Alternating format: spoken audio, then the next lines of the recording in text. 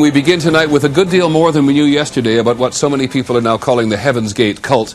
Investigators in San Diego this afternoon said they've now notified the vast majority of families that one of their relatives committed suicide with other cult members this week.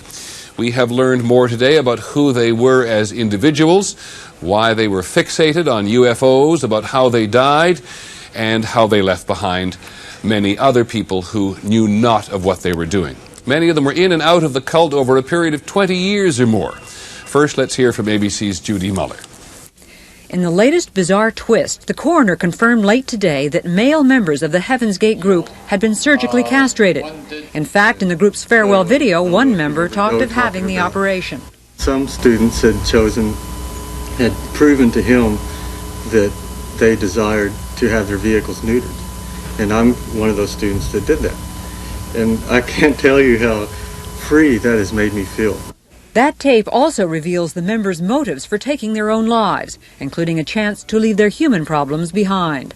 Just the opportunity, the gift is just overwhelming is the only word that I can come up with now. The man seen here, Thomas Nichols, is the brother of Star Trek actress Nichelle Nichols. Did someone fire off a phaser? Today, a spokesman for the Nichols family said they were grieving, even though they had not talked with him in several years, adding, part of the organization's philosophy was to break contact with the family. Another who broke contact was Yvonne McCurdy Hill. Look at the camera. You look great. A Cincinnati postal worker who read about the group on the internet.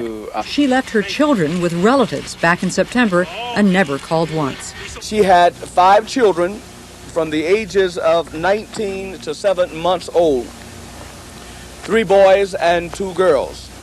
One leading authority on cults viewed the tapes with ABC News and said group members seemed to surrender their personalities to that of their leader, who had convinced them there was a better world in the next life. For the record, if people want to know why we're choosing to do this, I think this planet has become a very, very hideous place. They take control of you from the cradle to the grave. And couldn't be happier about what we're about to do. Both the silly grins and giggles that go back and forth at the same time that she's weeping, I don't think she has any comprehension that she's really going to die. At least 30 families have been notified, but authorities are having trouble with several of the victims who had false addresses on their IDs, including 8 in New Mexico. We have to just speculate that this is by design, that maybe it was intended that their past was not able to be tracked. They may have hidden their tracks, but not their final thoughts. I mean, I know there was people in the world who thought that I had completely lost my marbles. They're not right. I couldn't have made a better choice. As painful as it must be for grieving families, those final thoughts are now very public. Judy Muller, ABC News, Los Angeles.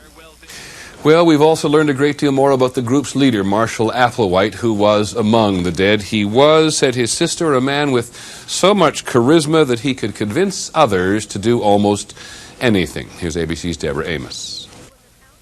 He was an outgoing, intelligent child, a handsome young man with a baritone voice. He had an older sister who loved him and talks now about watching him change. But still a shock.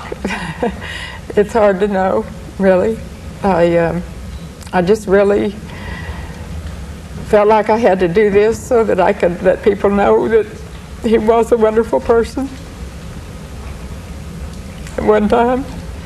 At one time, he taught music in Colorado, sang opera in Houston, directed church choirs, and he tried out for a singing career in New York. But he didn't get those roles. Then his marriage ended. The failures changed him. During a stay in a Texas hospital, he was convinced he would die. He met this nurse who said that she was sure God brought him back for a reason, and that she knew what the reason was. The nurse was Bonnie Lou Tersdale Nettles. Something happened to completely change him from a normal person to what he became. As a cult leader, his message was a mix of astrology, UFOs, and the Bible. We're so excited we don't know what to do because we're about to re-enter the level above human.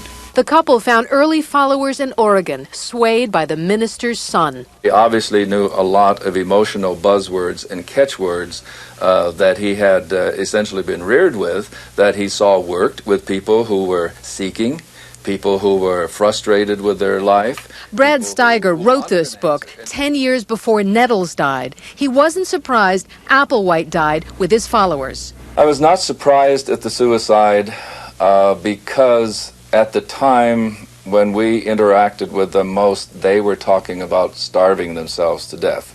The death wasn't starvation, but this time they did more than just talk about it. Deborah Amos, ABC News, New York.